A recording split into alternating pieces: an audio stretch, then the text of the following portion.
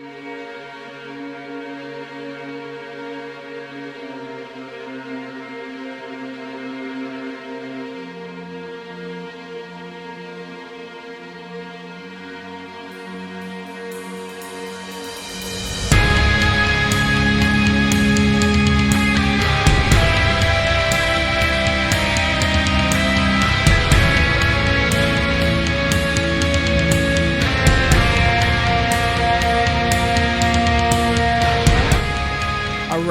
You're listening to the Deadman's Tome podcast, a show that is completely demonetized on YouTube because this voice is the voice that Susan Wojcicki, the CEO of YouTube, gets off to. I'm not joking. I'm not kidding. I got that personalized email from her saying it's all demonetized. Okay. Do I need to tell my wife that, Susan? Do I need to tell my wife that? Okay. Our guest here tonight is Peter Emmette Naughton. How's it going? Hey, how's it going, everybody? You're doing okay. All right. Got a few announcements here. One thing for sure. Look, I like to do a lot with these Deadman's Tome releases. I want to do something amazing for the Hollywood Holocaust. That's our latest work in progress. I plan on getting out at least by July or maybe mid-June if possible. But I want it to be full of amazing artwork. Like the cover guy for Deadman's Tome, Damascus Mincemeyer, has produced quality covers. Let me go ahead and put it on the screen. If you're listening to this on the podcast, I'll put the images on the deadmanstome.net or on Facebook, whatever. So you'll see it. You've probably seen them already. Here's one on the screen here. Monster Party. That cover. Nice. Other amazing covers like Satan is Your Friend or Wolf Winter. Beautiful looking covers. Why am I talking about this? Oh, here's one for Monsters vs. Nazis. This was great. This cover got me in trouble too. You can't make this. I couldn't make this into a poster because it has a swastika on it. Okay, but they're Nazis. How can you do that without that? They're being torn apart by monsters too. But the reason I'm talking about this is because if you want Hollywood Holocaust to have a lot more of Damascus artwork, like in it, I want that to happen. I know you want that to happen. Well, I need your help to make that happen. I hate begging. That's why I put my own money into it as well. But any sort of donation I receive on this show for the next couple weeks, actually until Hollywood Holocaust is done, is going towards the cover, going towards the additional interior artwork. You'll see that there is a fundraiser goal of $500. I want to reach that. And my policy is, Emmett, Peter, you still there? Yep. All right. Let me ask you. I put my liver on the line. Anytime someone donates $1, it's like, okay, a shout out, whatever. But you donate $5, I'll take a shot. I got Kraken rum over here. I got Captain Morgan. I got some Maker's Mark. I got Gentleman Jack. I'm loaded. I'm ready. All you guys have to do is, make it happen. But that's up to y'all. Any other announcements? I think that pretty much covers that. Yeah, that's pretty much it. All right, so Peter Naughton. I said Peter. Paul Naughton. Jeez, wow. Oh, I'm not even no drunk worries. yet. Anyway, Mr. Naughton. I always start off with one question. Who are you and what do you do? So yeah, my name's Peter Emmette Naughton, and I figure with initials like that I had to write. Since I was a kid, I've been writing really sort of odd horror and weird stories to try to amuse my grammar school classmates, and it seems to have worked, although I didn't complete many homework assignments because of it. I can imagine so. Got kind of distracted there, huh? Oh yeah. Okay. So, but why write? It's funny. It's something I've kind of always done from the time I was very young. I wasn't actually always a big reader. I am now and have been for a long time, but writing is just something I always did, largely as a way to avoid doing other things, usually schoolwork or chores. I would be up in my room, supposed to be studying math or something. Instead, I would have a spiral notebook and a pen, and I would just start writing sort of stream of consciousness, not even necessarily thinking about what story I was trying to tell. I was just like, well, this has got to be better than math. But yeah, it's just something I've always done. I never thought about like, oh, I want to write. It was just something from the time I was really young I did. So you essentially wrote your escape. You wrote your way out of from whatever it is that was boring you or not of interest. Yeah, the first thing I can sort of remember writing, and scarily enough, I still have it. My parents uncovered it a while back. Is uh, I wrote a series of stories, and I think it was fifth grade. That was the name of my grammar school, followed by the word massacre. And all I can say about that is I'm glad I was born far enough along, or late enough that the teacher who found those stories confiscated them, gave them back to me at the end of class that day, and said, "Don't bring these to class. You're distracting the other students." But she didn't call a guidance counselor, and she didn't call the principal. You should really call the cops. Right, you, exactly. you, But no, she didn't. And I mean, the stories were literally students by name, like a student by name murdering other students by name. And like, I wasn't angry. I was just so bored. this is And my definitely classmates, this yeah. is definitely pre-Columbine, is what you're Yes. saying. Oh, Okay, yeah. Yeah. man. If I had been born 20 years later, I think it would have been a very different story. And I feel like I should send that teacher like some flowers or a gift certificate for somewhere nice for not overreacting. You got to, Um, man. Wow, you got lucky there. I mean, I that was really did. that was different. I mean, they were like they see stuff like that. They're like, well, okay, are you? Is this what you do? I mean, are you really planning this? Or are you just writing this? I Because don't know. I don't know if she just didn't even read them, or she was just like, well, this kid's just distracting. But yeah, she didn't react at all. I mean, we're talking about a story where it had students' names in your school, and it was like massacre, and it'd be just like how gruesome was it? Um, it wasn't overly gruesome, but it was definitely sort of a murder mystery in the way that those 80s slashers filmed where they would just knock people off one by one.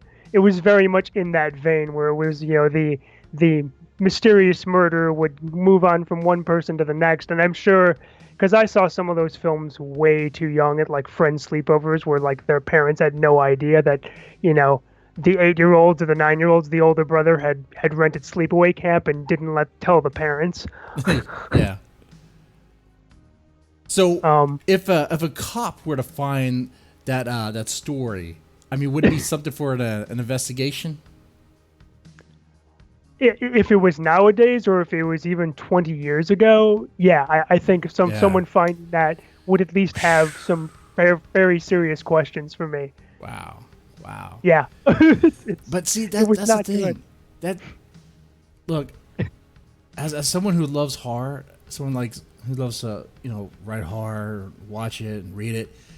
It's I understand that. I mean, that's something that we did even in school. We wrote fucked up shit. We drew fucked up shit. There's comic book artists that have drawn some fucked up shit in class. Imagine so the kids now writing that stuff in class, drawing inspiration from what they see around them, like the kid is picking on them or other kids, whatever. Now they're seen as a potential school shooter. Oh yeah. You can't be creative, man. You can't be. You got to be safe. Well, and You I gotta be mean, safe. I feel bad because I mean, certainly I understand an administrator or a teacher having some concern over that. I think Yeah. where it gets problematic is like, okay, so if you're worried about that, then talk to the kid and don't overreact and Right. try to see if there is a problem, and then if there is, okay, maybe take a next step and have the student talk to a guidance Right. counselor or someone. I think the problem is that in some cases it just gets jumped on. Right. You know, it gets jumped on, and and people overreact, and they see more into it than what's probably there. Like for you, those simple like stories, even back in school. I mean, that was an escape for you, right? yeah, I Right. wasn't angry or aggressive. I certainly wasn't mad at any of my classmates. And in fact, ironically, the kids, I would pass them around. That's why they got taken away from me. The kids who got bumped off were the ones who were most excited. They're like, "Oh, I get killed on page 4. That's awesome!" Oh, cool. like they loved it. It was a way for me to, because I didn't talk very much You in grade school. So, but I could pass these around to people. Being, "Oh, that's neat." It was a way for me to break the ice with people. you were providing entertainment. Look at that. You were I was providing trying. entertainment right there, for free. Look at that. Oh Yeah, but yeah, man. yeah. But suffice to say, yes, I'm glad I'm as old as I am because, yeah, I think it would have been bad if I was born 20 years later. Oh, most certainly. And what other ways is writing kind of an escape for you? I think for me, in addition to being a shy kid, I was always an anxious kid, and yeah, and to be fair, a somewhat anxious adult. And for me, writing was always a way for me to sort of put those things that made me uneasy on paper, like not necessarily consciously. Like I don't think I ever sat down and said, I'm going to write a story about how I'm feeling, but inevitably I would write about a character who had some of the same issues that I did. Okay. Right about that's the same issues you did. And how would that help you? I think, and I don't think I was doing it on a conscious level. I think how it helped me was that by writing them down and having the character go through some sort of a scenario where it's not necessarily that it was ended well or was resolved. That most of my stories end pretty poorly for the protagonists. But it was a way, I think, to just sort of exercise that demon and sort of be like, okay, well, if this is the worst thing that could happen, you just wrote it down in a fictional story, and now it's out of your system, at least for now. Like this thing I was scared of happened to this fictional person, and like for now, I feel better. But I don't think I was ever doing it on a conscious level. It's just the kind of stuff I ended up writing. Gotcha. Was that on a subconscious level that this stuff was happening? Yeah, I Okay. think so.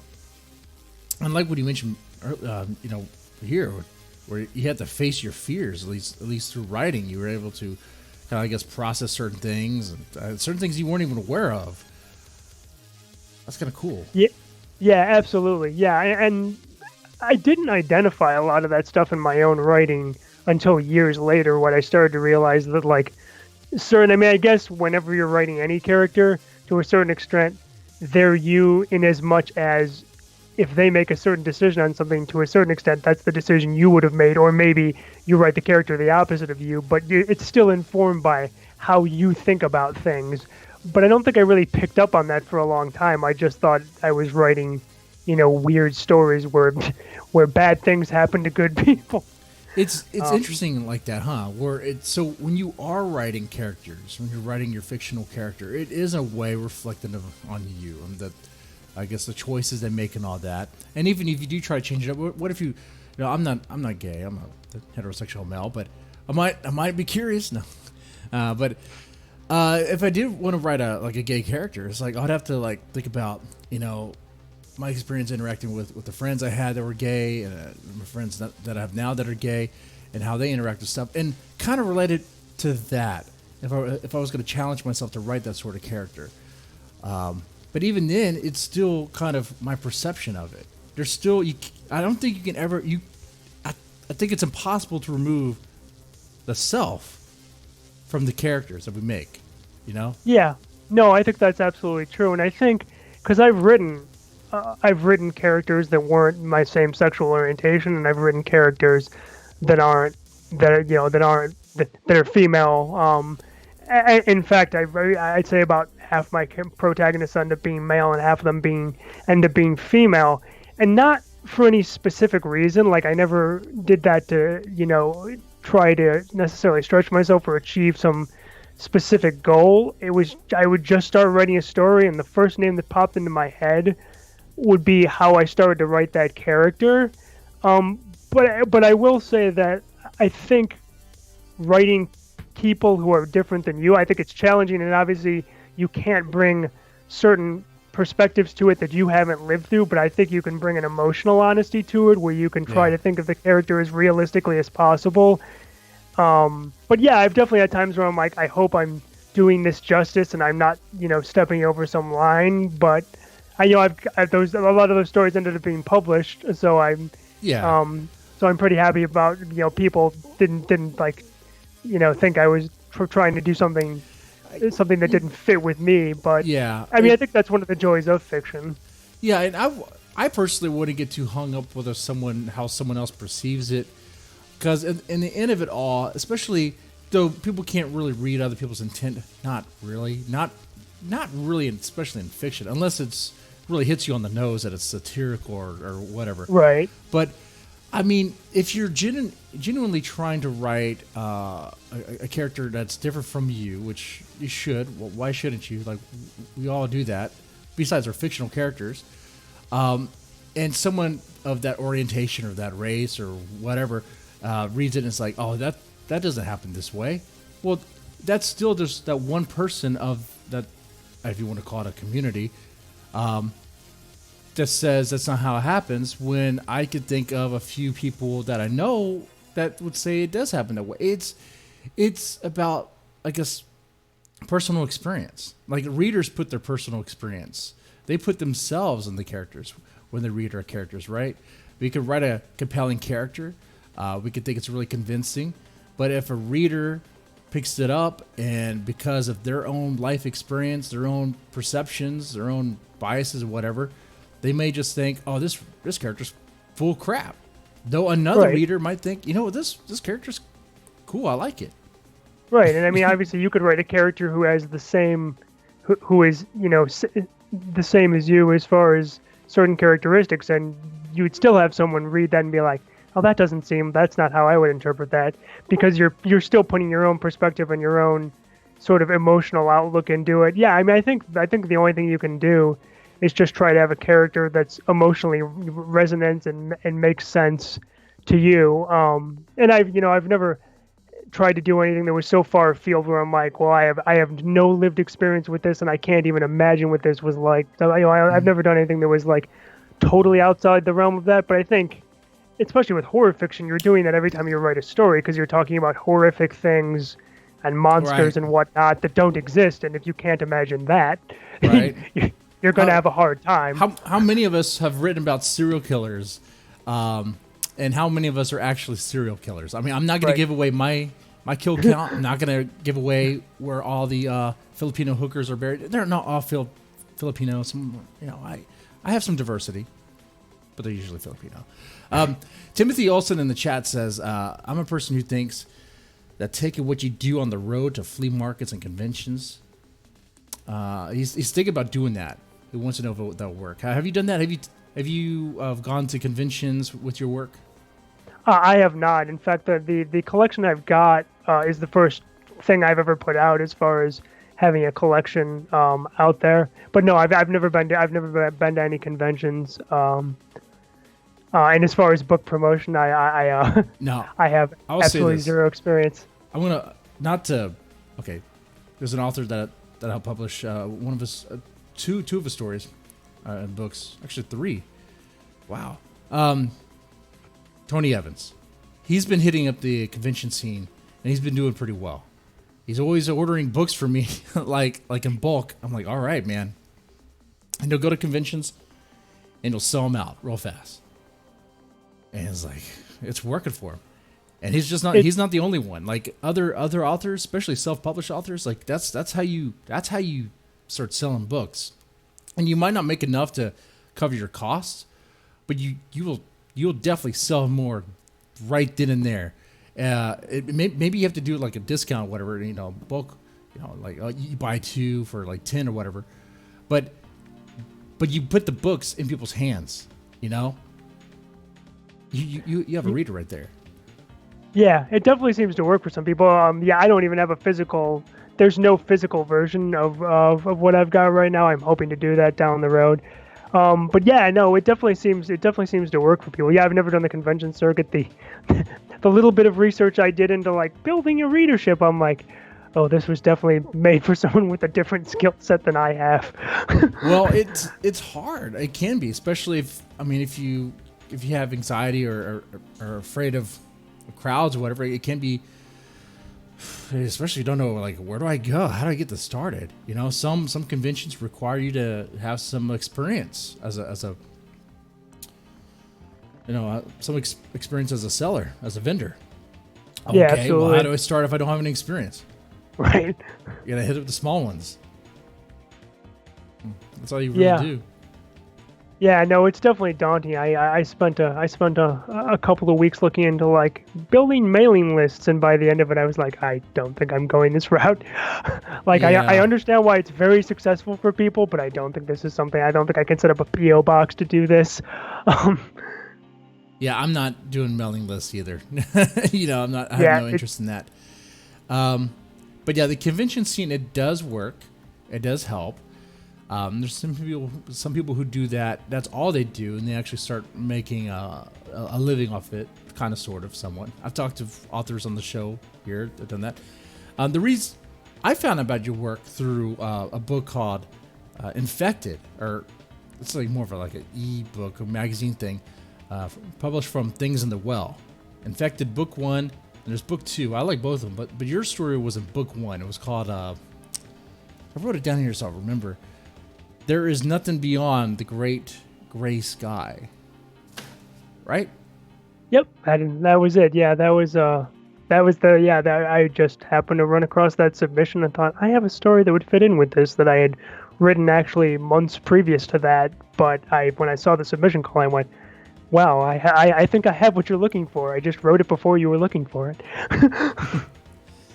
Now, this story was about, well, the theme of this book is about, like it's not really about the coronavirus, but about pandemics and whatever.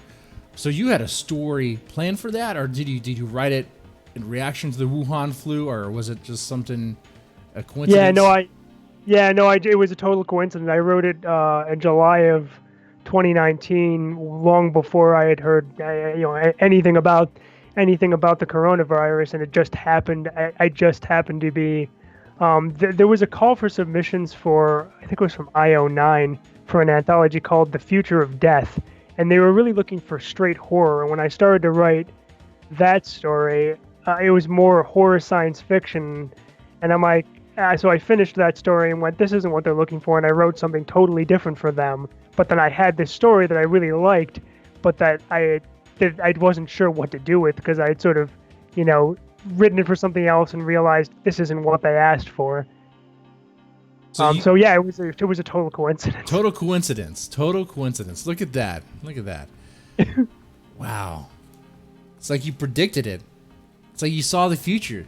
Yeah, it was actually a little disturbing when I went back and read it. There were a few things on there where I'm like, this is a little uncomfortable being a little more accurate on this than I wish I had been, considering everything that's going on. Yeah. But it's good. I mean, you got your story in there. I really liked it. Thank you. Really, what was it? If I remember, it's been a while since I read. I read it like a couple months ago. But what they're playing video games. They're streaming, and the power cuts out. I was like, they get the sense of what's happening around them through, I guess, the game they're playing, whatever, which a lot of people would. If I was 13, 14 playing a lot of Xbox still, that's how I would probably, get an understanding of what's happening around me. Yeah, one, it's funny because I sort of wrote that story from the perspective of and even almost my own prejudices of I think especially during the early days of like online communities, when people would be like, oh, I made these really close friends, but we've never met in person. Right. I'd never had an experience like that, and so I think for me, I was almost could be skeptical of being like, oh, I'm sure it's a nice connection, but it's, you've never met this person. How good a friend could they be? But then I've known a lot of people in the years since, that really did form these incredible connections with people they'd never met. And so when I started to write that story from that character's perspective, it was almost like trying to banish my own preconceived notions of like, no, there are people who really do form these really important friendships and they've never met in person. It's you know it's just different for everybody. Mm-hmm.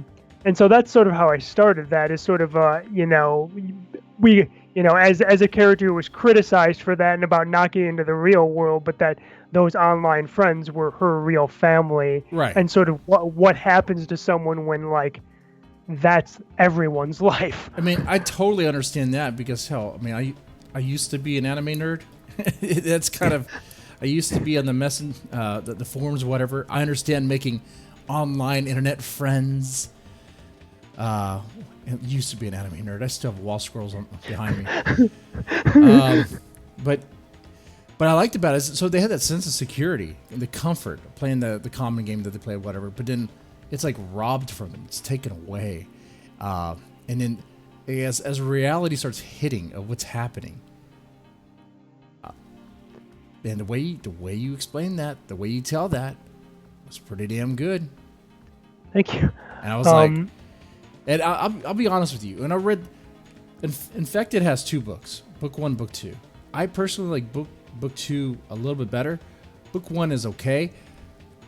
But that's because I don't really do poetry very well. When I read poems, I'm like, maybe I'm missing it. And it had I think book 1 had more. I had a few, poems, whatever. But when I got to your story, I was like, oh, okay.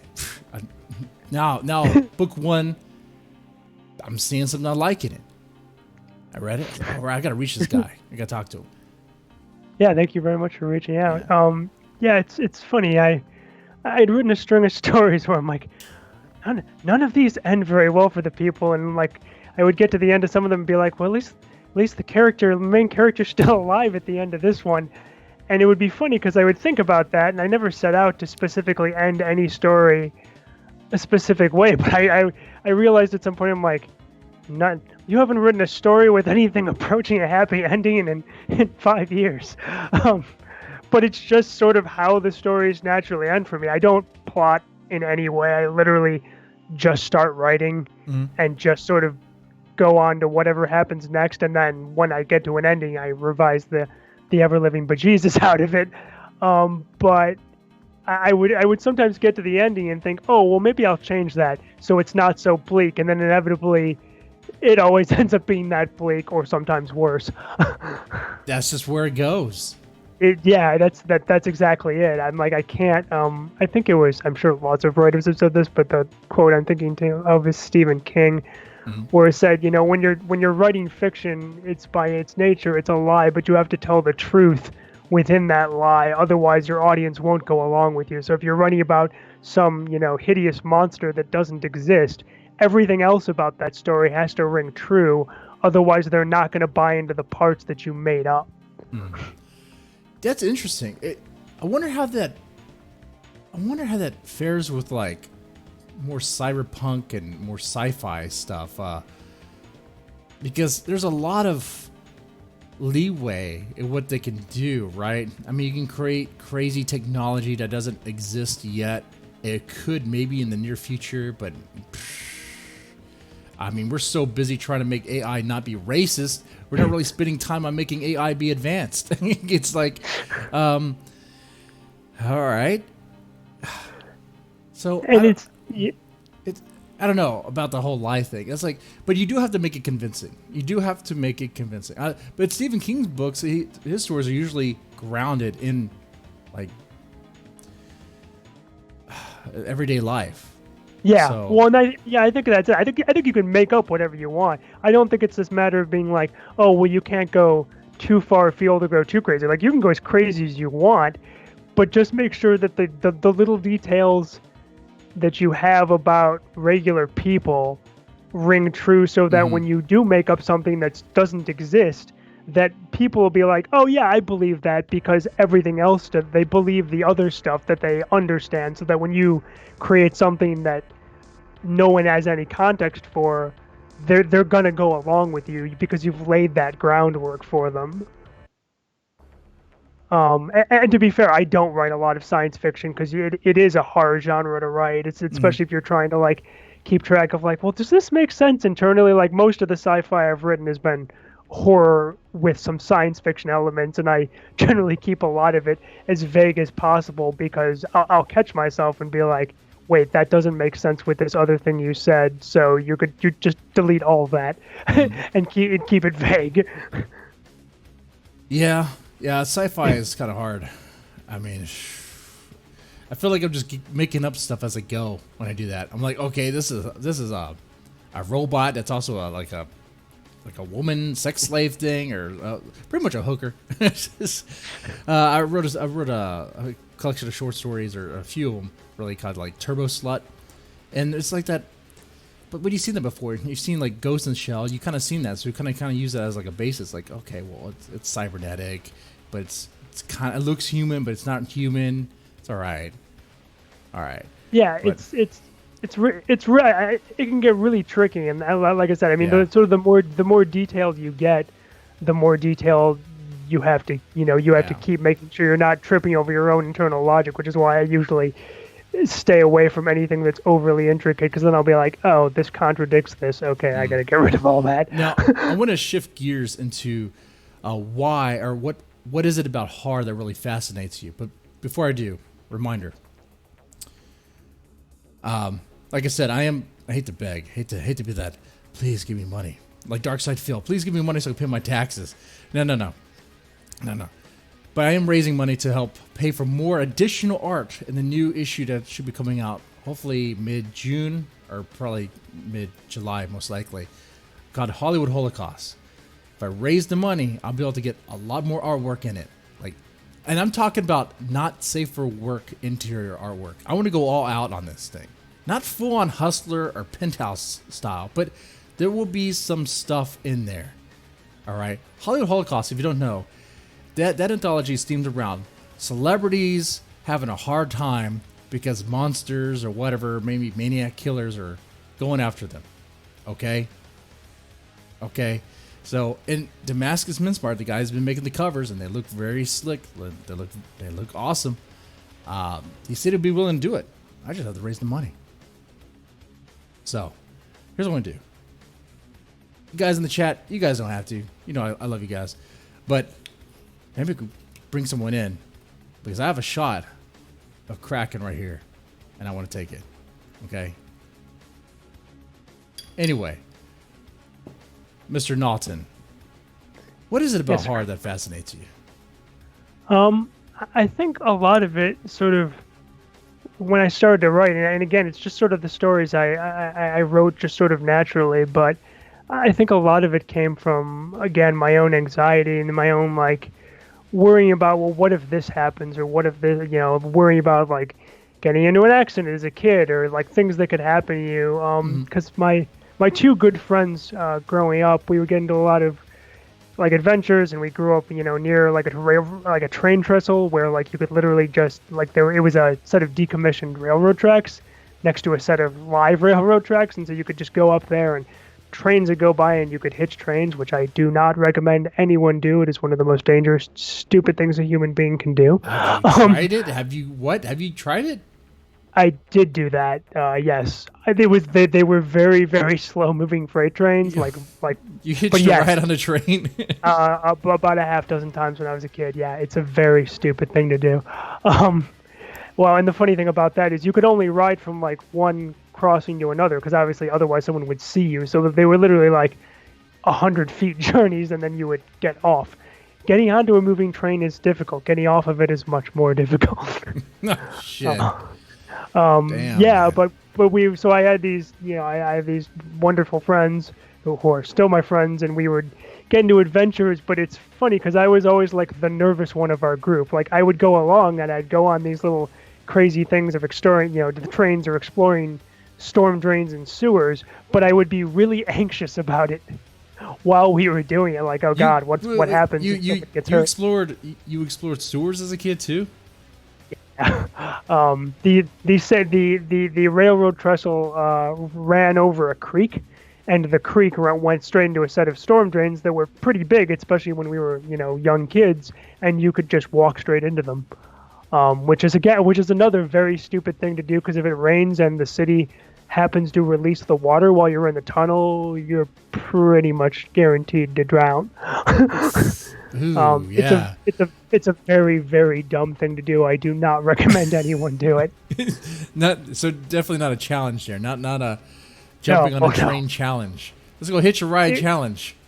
yeah, it's one of those things where it doesn't it's only years later as adults you're like, why did we oh, that was a terrible idea. And we all have all our fingers and toes and arms and legs miraculously somehow. I don't know how we were that lucky, Mr. frankly. Naughton, I don't know if you have a fear that you need to face, my friend. I think you are equipped to face many fears. But wow, But yeah, that's yeah, but for me, I think I would write stories about, well, what if something had gone wrong on that mhm. train or in that sewer, or what if, and I would just take those anxieties and sort of write them as stories. And I think that's how I went down that road with horror, where it allowed me to take some of that fear and face it in a way where I could be like, well, this happens to this character, and now you've written it. It wasn't like, oh, they overcame it, like they usually didn't, but just writing about even bad things happening and things going wrong still, I think, relieved some of that. I don't think I was conscious of the fact. And I've just that's always the fiction I've loved and the kind of movies I saw. Again, in some cases, probably way too young at sleepover parties, where it got like burned into my brain at a young age. but but yeah, imagining what could go wrong, right? Imagining that, uh, creating creating a story, creating a fictional world that is kind of like a reality check, where it shatters your sense of safety. It takes you from the protective circle. Horror's like, well, being thrown in a deep end of a pool, even before you know how to swim. That feeling, that sudden desperation. I mean, you know what I'm talking about. I mean, Yeah, you absolutely. try to hitch a ride on a train. I'm sure it would. Well, I'm sure there was a dangerous moment before, right, where it almost failed.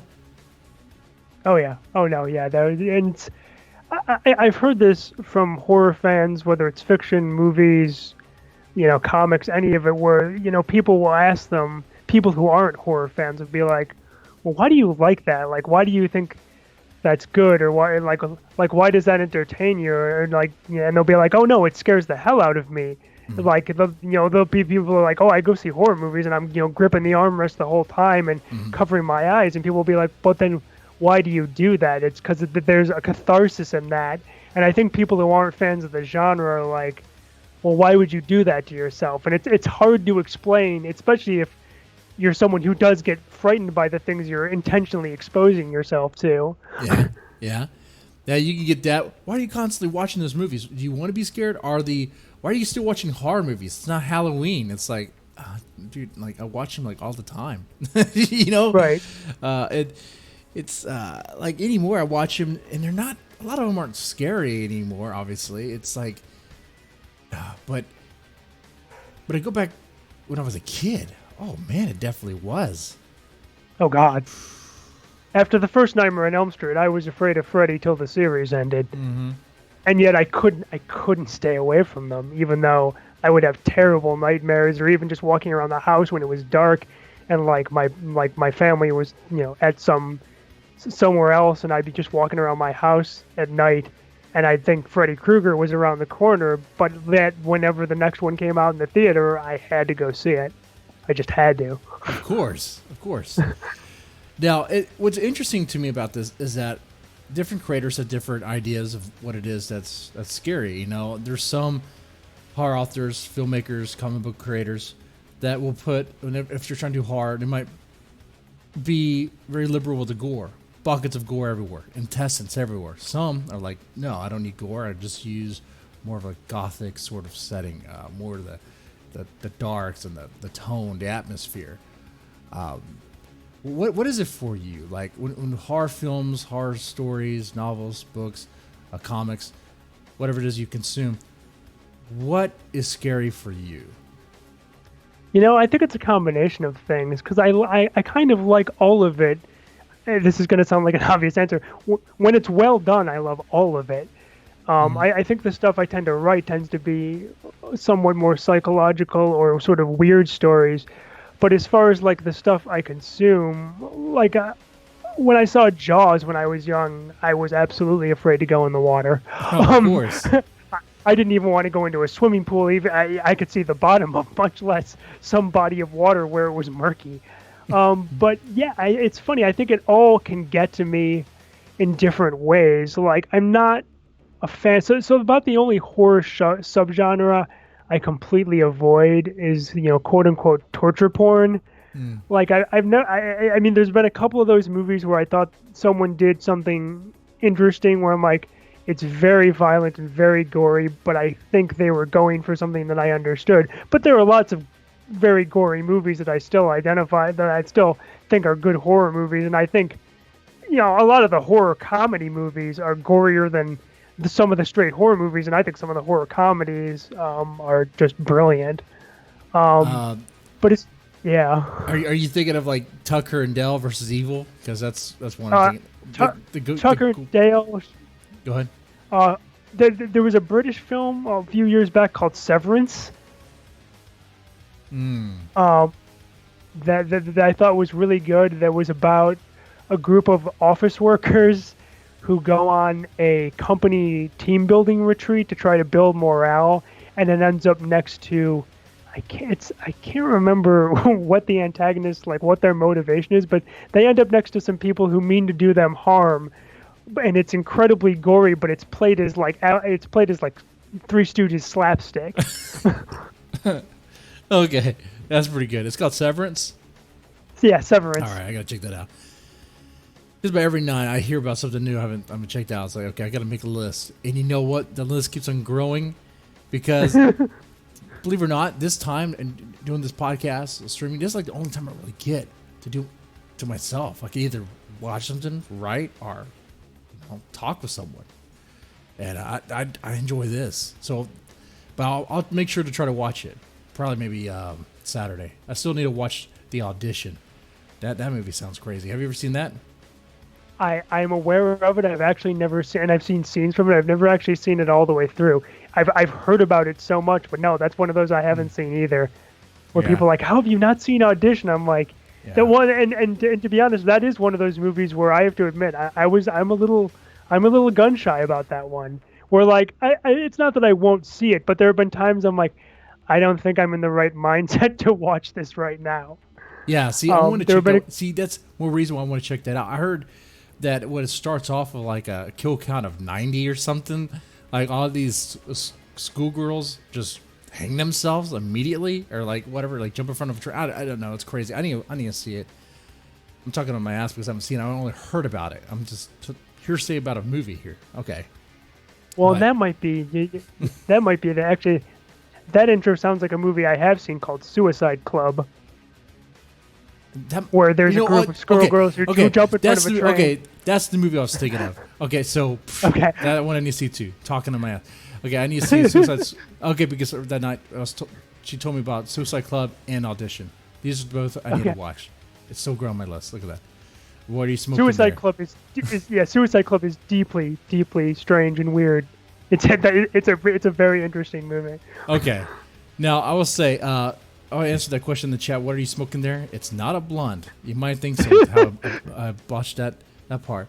It's a bone shaker, a Maduro cigar. I smoke cigars just about every time. Okay. Oh man. So, but okay, when they mix the gore and the atmosphere just right, you like that. Now, what about like paranormal stuff? Is that your speed? Yeah, like I said, aside from torture porn, for me, it's less about like what genre of horror, and me just always looking for, especially with the movies, a good movie. I mean, even for fans of the genre, I think most of us will admit, especially with horror, like a large percentage. I mean, there's that quote about a large percentage of all art is not great. The less polite way of saying it is 90% of all art is crap. I'm not sure if that's true, but I think especially with horror, it can be hard to find those sort of diamonds in the rough, and so I'm kind of always looking for anything that affects me and that's well made, and even the things that people didn't used to call horror. I mean, for the longest time, and I mean, there's still people today, I'm sure, who don't classify Jaws as a horror film or don't classify Alien as a horror film, which is Well, insane. I would definitely do that. Yeah, Alien, I mean, if you want to call it horror sci-fi, that's fine. But yeah, like, yeah, it's you know, it's funny to me, especially now, and where we're getting some high-profile horror movies from like studios like A24 and Spectre Vision, where they'll classify them as like thrillers, or they would call them something else because they're like, oh, it's too good, you can't call it horror because then it gets put in that genre and we can't market it. So call it a thriller or a supernatural suspense movie. Don't call it horror. But it's like that's a horror movie. right. They try to get around the label because horror seems kind of campy and cheesy, but that's because there are some cheesy stuff in horror, especially, but sometimes on purpose. Like there's a movie I want to see. This movie, unironically, I want to see this. It's called Ant Farm Dickhole. I want to see this movie. If you go to watch a movie called Ant Farm Dickhole, you know it's cheesy. You know it's a cheap production. It's not shy about it. Right. Right. So if you were to watch it, if you were to watch it and then criticize it for being low production and then cheap, it's like, well, duh. What were you expecting? You know. When I think that's why there's sort of been, I mean, not that they didn't always exist, but I think that's where there's been a resurgence of horror comedy, because I think some people would get frustrated when they were making sort of a schlocky horror film. People would be like, oh, well, that's stupid. It's like, well, but it was supposed to be stupid. Right. And so people would be like, let's add a little bit more comedy and then make it even more obvious, and then we won't get people thinking that we weren't doing this intentionally. You know, it's like watching Evil Dead and being like, oh, well, that looks so cheap and stupid. It's like, that was very much intentional. Yeah. What's your favorite horror movie? Oh, you know, it was funny. I was thinking about this. I was like, man, if someone asked me what my horror, that's a hard one for me. Even by subgenre, Alien is definitely up there. Jaws is also up there. Two of them I just mentioned. The original Nightmare on Elm Street. I don't think I could pick one. Those are some of the ones that I both like as films and also ones that just affected me greatly. That really, and part of it's the age I was when I first watched them, but they really had an impact on me. But in some cases, it's also that they're just incredibly well-made films. And I mean, Jaws is one of my top 3 movies of any genre. I think it's just, and Alien's up there too, where I think it's just an incredibly well-made film, and like everything about it still holds up. I mean, even the bad shark effects in Jaws, where they tried to hide most of it, like, yeah, at the end of the movie, you can really kind of see the mechanicalness of the shark. But before that, even today, you kind of buy into that shark being real. You know, it's mostly underwater. Yeah, but and that happened by accident too. Apparently, it kept on malfunctioning. It wasn't working right. But that worked though. I think that made the movie better because it. No, absolutely. Well, and I think Alien did the same thing, because they did it intentionally, where the suit looked okay, but mostly they would only expose like an arm or the top of the head, because if you show the whole thing and it's in full light, you're going to see the zipper running up the monster's back, and you don't want that. And I think they were really conscious in Alien of like, let's make sure to only show this in ways it looks frightening and looks believable. Yeah. It's easy to do that when you have like dark tones. You know, you're mindful about the lighting. Yeah. When I think some of that. Sorry, go ahead. Yeah, I think. Oh no, I was just gonna say, I think some of that's right, because they had to be creative and inventive because of their limitations. And I think somewhat ironically, when the creature effects got better and when CGI got better and you could show everything you wanted to, in some ways you got less interesting films because, well, we can do whatever we want now, and because of that, you know, range to go anywhere, show anything, you kind of ended up with less of an interesting story and less interesting characters. I mean, Alien's sort of incredible to me, where it's like, these are not like, you know, high-ranking scientists. Like, these are literally like working class people. Mm-hmm. It's like truckers in space. You know, Yeah, that it it's one is. of those films. Yeah, it's one of those things I've always loved about that film is these are supposed to be regular people with like essentially a day job. Where like even the guy, two of the guys in the crew, Parker, and I'm blanking on the other character's name, where they're complaining about like, oh, they're gonna totally screw us out of our full share. Yeah. Like, man, I don't want to go to this planet and to go on this stupid scientific side mission until you guarantee us that we're going to get our full share.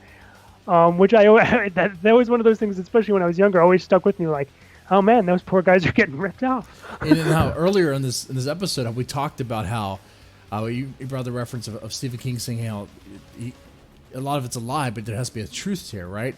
There's something that grounds it, something that's like that with Alien. That's why the characters are like that.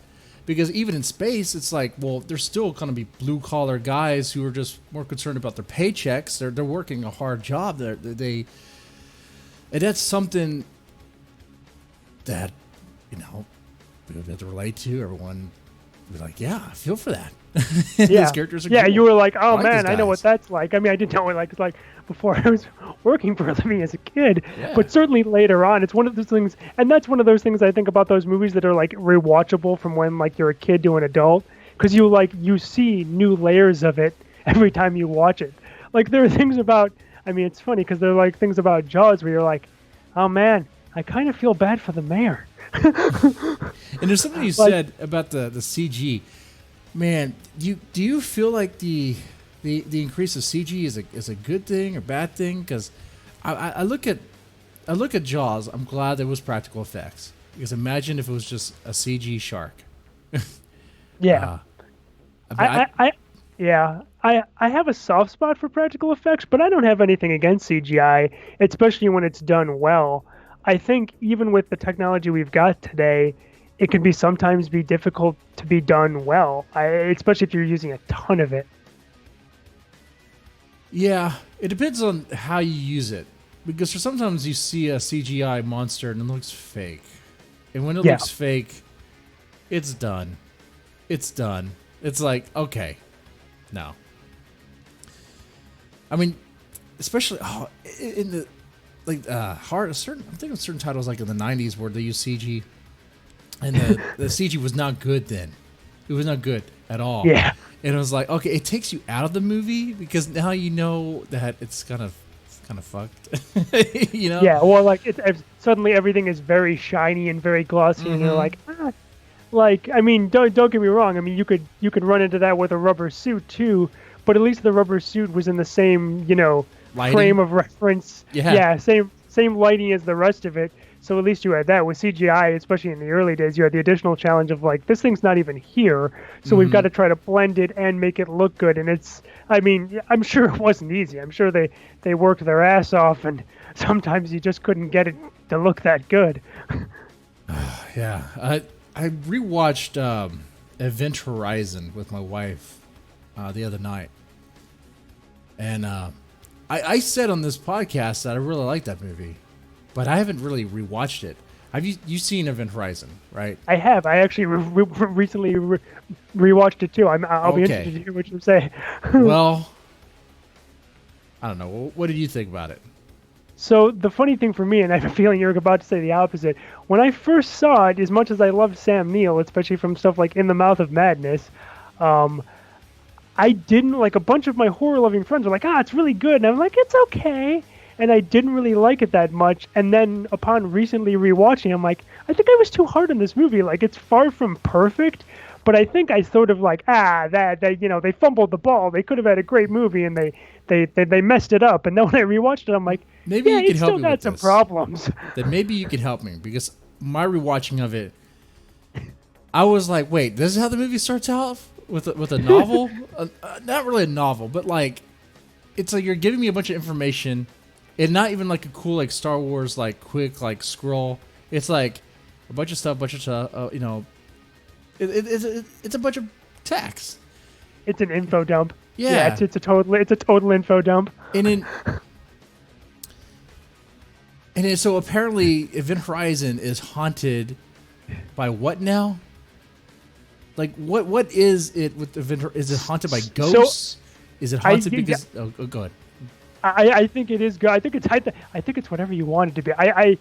What I always took from it, especially upon the recent rewatch, is that the Event Horizon, the ship, was supposed to go from point A to point B through a wormhole, and instead they ended up in a hell dimension for an indeterminate amount of time, 7 years or whatever it was, in Earth years, and then somehow the Event Horizon ship got out of the hell dimension and became haunted by the ghosts of the people who experienced hell.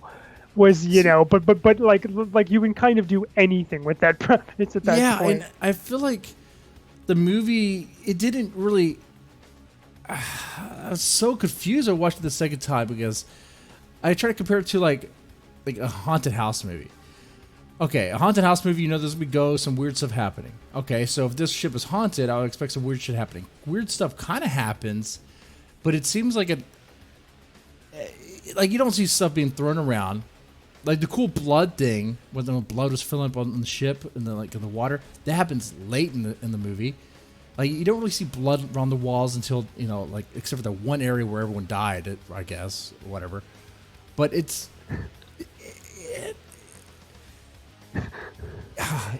okay. But here's the thing. So it's haunted by the ghosts, kind of, sort of.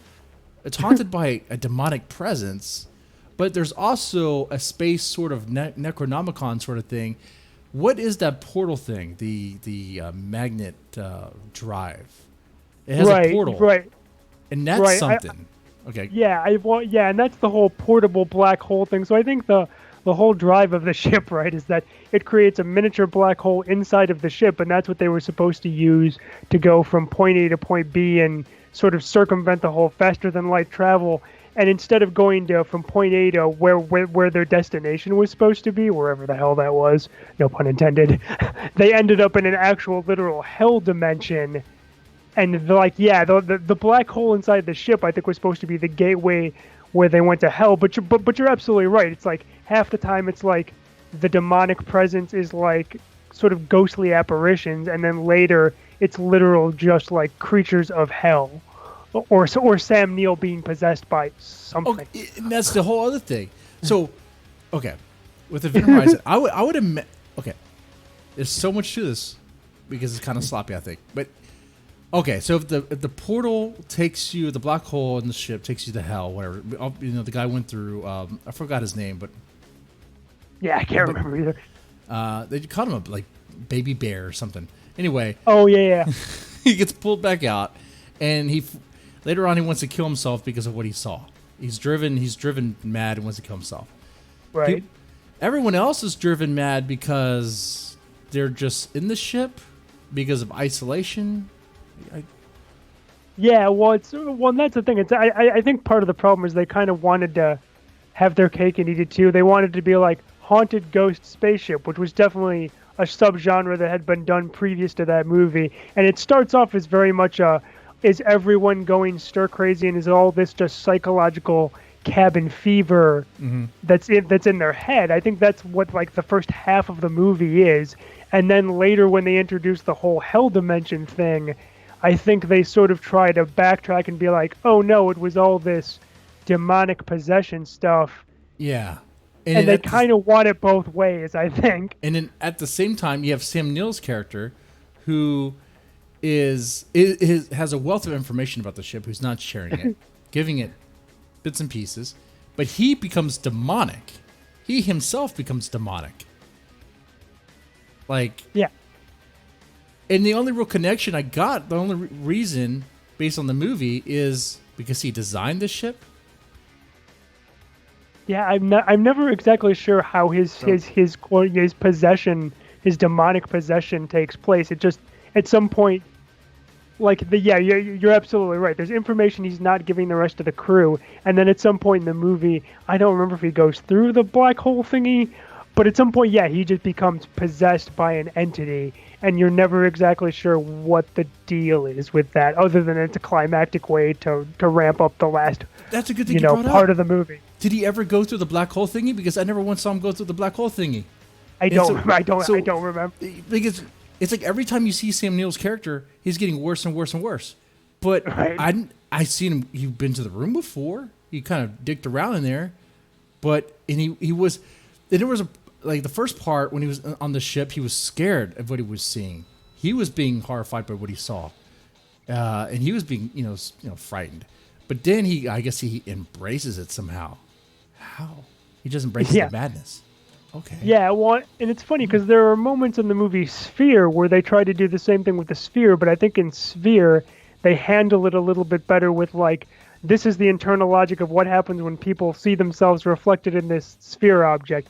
I think they tried to do a very similar thing in Event Horizon, except they were just like stuff would happen where you would see it to one character and then it was like implied that maybe it happened to another character, but they never showed it. And you were supposed to, I guess, make that leap of logic like, oh, he also went through it. But you're absolutely right. I don't think they necessarily ever show it happening. Yeah, I think they were trying to do a lot of things. There's there's a lot of good scenes in Event Horizon. The other thing I'm kind of stuck on is, apparently there's some sort of connection between him and his dead wife who's haunting him, and her eyes are gone.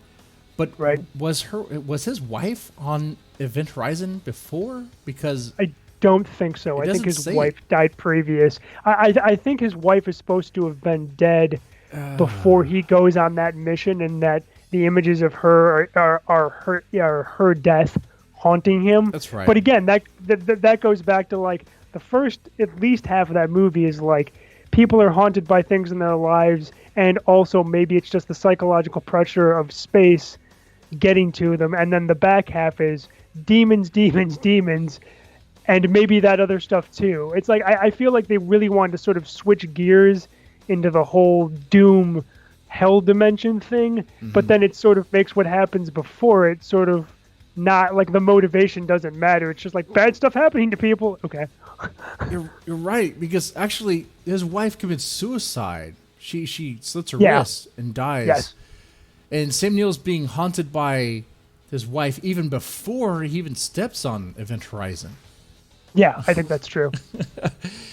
It's like, oh, you don't even need the ship, Sam Neill. It's like, okay. Dr. Weir was his name, Dr. Weir. And that's right. It gets rushed. There's a part where like they're about to leave, and then you see Sam Neill's character like there's a part where he's like leaving.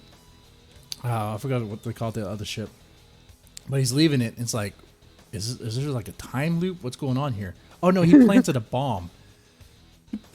Okay, like the movie goes fast and just like, oh, this happened. All right. Plant the bombs now. It goes from having no eyes to then having eyes again, and then he's fully naked, and then he's like, all right, Sam Neill, what's going on? How do you get your eyes back, Sam Neill? I thought they were gouged. I think you're absolutely right in that it had a lot of really interesting you make scenes. me feel good about the absolutely right thing. I'm wrong. No, don't worry. I think there were a lot of interesting moments in the film that just didn't cohere and do a total picture. Like I think they were just trying to do a few too many things. They had a few too many ideas, and they probably should have tried to like either do the demonic hell dimension thing or do the psychological haunting of your life in space and the pressures of being in space, but don't necessarily do both. Yeah. I mean, but yeah. And that movie had some CGI. It had a lot of CGI. Yeah, for sure. The spaceships. They didn't look too bad. They're fine. I'm not gonna criticize the movie for its CGI what it had in the day. I think some of the objects kind of floating around and the interior was kind of like, that's clearly 90s right there. Yeah, that's when you notice it the most. You're like, those are very shiny, plasticky looking things. Mm-hmm. Yeah. So I just had to look at it. I was like, well, it's not as good as I remember. It has its moments. Yeah. And I think... Oh, no, for sure. I think for me, it's like the realistic characters, like the funny black guy. He starts off hilarious. He's like, want some strong and black in you? oh, that's right. There's a lot of single entendre in that movie. Yeah. Well, and that's another one of those where, right, I think the characters are strong characters. Like they write, the dialogue was pretty snappy, pretty good dialogue.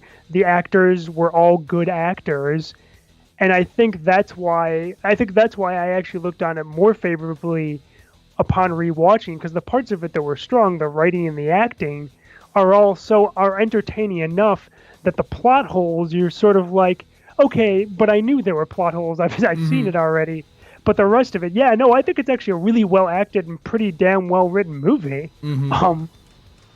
It just didn't quite have it all together as far as the story it was trying to tell. Well, Sam Neill could definitely play a crazy person. Oh yeah. Well, I mean, it's funny because a film of his I love, In the Mouth of Madness. There are practical effects on that you could easily criticize as being cheesy today, but I can still watch that movie and I think it's great. But I know there are people like, no, it's corny and it doesn't, it's like it's a bad H.P. Lovecraft movie, and I'm like, I think it's kind of a cool H.P. Lovecraft type movie. It's not that bad. Personally, yeah, no, I actually think it's a really solid film. I mean, to be fair, it's John Carpenter, and I really like John Carpenter for the most part. It's been forever since I've seen it. I gotta probably rewatch it. Yeah. Mouth of Madness. Yeah, well, I mean, it's funny about like sort of going back to what we were talking before about what do you show and not show, and that decision to not show the monster and leave it to the imagination. Something I've done with writing is I do almost no character description, especially not of the main character. Part of it's because I just don't find it interesting, but part of it for me has always been I would rather define a character by what they say and what they do, not specifically by their physical appearance, unless there's a reason to. Like, and even other characters, I'll give like a couple of minor details, but there are things I've never bothered describing because I figure, well, again, have them defined by what they say and do, and have the rest filled in by the reader, so that someone's going to imagine one person and someone else is going to imagine someone totally different physically, and I think that's great. But I know there are people who will be like, well, I don't even know what this person's supposed to look like. Why didn't you tell me? And for me, it's just not the way I've ever written. And I personally think that works for me. But I totally get the criticism of like, oh man, this is supposed to be this person I'm following around and I don't even know what they look like. But every time I've tried to do that, at least for me, it always came off as ham-fisted and clumsy. Like unless it was like the character detail was pertinent to something in the scene, I would always just be like, have them start talking, have them start interacting with other characters, and that person reading is going to form some sort of a mental picture in their mind, and it should be whatever the hell they want. It doesn't matter. Right. It actually doesn't matter to me. Okay, and I want to shift gears and talk about what you're working on now. If you have anything in the hopper that you're working on, any stories have been accepted anywhere that we'll see in the future. Real fast reminder for those listening or watching, for listening to the podcast or watching live here. I have a shot of Kraken. I want to take this shot. I also want to help raise money to pay for additional covers, additional artwork for the new Hollywood Holocaust. That is a great title. I don't know how you feel about that title, but that is strong right there. When someone reads Hollywood Holocaust, they're like, holy fuck. Of course, it's taken from Duke Nukem 3D. This is the first level. But okay. I'm going to take the shot. Yeah. Okay. Mm-hmm. Normally I say $5 to take a shot. I'll take this one on the house. Because I know you guys will help. Anyway, this is for y'all.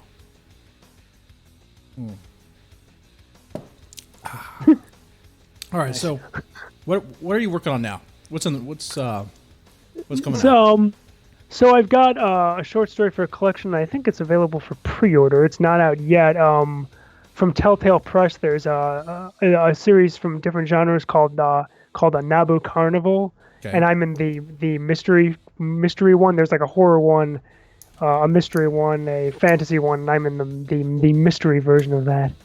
I think it's Case Files, and but Nabu Carnival is the name of the overall anthology. You said it was Telltale Press? Yeah, Telltale Press. Telltale. Okay. That's coming out. I think that's the only thing that's not out right now that's coming out. And then I have my first collection of short stories was published this past December, and that was called Carbon Copy and Other Stories. And that's mostly horror weird fiction. I think you sent 2 of the stories that are in that collection, did. right? Okay. Yeah. The one about the printer, that thing was pretty hilarious. That thing was good. That was sadly based off a printer I had at work that I really did not like. It's very rare where I read a story where it's a printer wanting to I don't know, kill someone, wanting to murder someone for all that. But it doesn't sound the way I'm describing it sounds like, I don't know, Brave Little Toaster sounds like something like what the printer just comes to life and kills someone. Not like that. No, it's a little different. It's practical. Practical. Yeah, I guess I wanted to sort of look at. I sort of wanted to look at the printer's eye view of like, well, because I don't know how it is for other people, but I always get irrationally mad at sort of stupid inanimate object stuff where it's like, obviously the machine didn't do this to me if something isn't working, or I was just last night, unfortunately, I had a smoke detector go out at 1 a.m. It started beeping, except it was a hardwired smoke detector with a backup battery, and so I go take that. Yeah, you can't just. I replaced the battery and I put in a new battery, and it still goes off and it's beeping next to my head, and it's loud, and I'm very tired up on a ladder trying not to fall off the stupid thing. And so I figure out how to actually unplug it and disconnect the battery, and I'm ordering a new smoke detector. But as I'm doing this, I'm inside my head cursing a blue streak as if the smoke detector has it out for me. I have a question in the chat here. Might be someone who just kind of jumped on. What did this caller write? So feel free to inform them. I could do it for you, but I think you could do it better. So the story in Infected was there's nothing beyond the great gray sky. I was part of that collection, which is how myself and Mr. Deadman got connected. That's right. in that recent anthology, and then my collection, Carbon Copy and Other Stories, like I said, was published by Checkmate Productions, CZYK MATE Productions. And that came out in December. But yeah, I'm. If you're wondering if I am an author of note, the answer is no. But yeah, that's sort of my stuff. That's recent. Well, I wouldn't sell yourself short. I mean, we all start off somewhere, and you have short stories that are included in collections and anthologies that have some pretty good names in them as well. Thank you. That's a pretty good start. That is a pretty good start. Yeah, I'm trying to think some more recent stuff. I mean, it came out a while ago. I have a story in the second issue of the rebooted Sanitarium magazine. I actually have a story in the original Sanitarium, but that became defunct and then rose again under new publishers. And that story in Sanitarium #2, the new one, was called Right Around the Bend. And that was another one, sort of a what if scenario of a character who things in reality slowly start disappearing for her, just for a few seconds here and there, and things sort of progress from there, where things in her world slowly start sort of slipping away, and you're not sure whether it's her or the world. Okay. Now we are kind of coming towards an end here, ladies and gentlemen. I will say it's Paul Emmette Naughton, not Peter. I know I said Peter before as a goof, but it's Paul Emmette Naughton. No, actually it's the other way around. It's Peter. It's Peter? What? Yeah. Jeez, wow! I don't even know who I'm talking to. No worries. Oh, how many shots have I had? No. Peter Emmette Naughton. Anyway, yeah. So Peter Emmette Naughton. I knew that was going to happen because when I read your story, I was like, I kept on replacing Peter with Paul. I don't know. I don't know. It's just one apostle name for another. Yeah. That's what it is. But yeah, Peter Naughton. You can find this stuff out there. It's out there. Definitely check it out. I definitely do recommend it. And ladies and gentlemen, if you enjoy this, Press the like button, share, and subscribe. Though I don't really care too much about the YouTube channel because it's completely demonetized, because it's just too damn sexy. But what can I tell you? But I guess it does help. But yeah. Anyway, I'm going to go ahead and wrap it.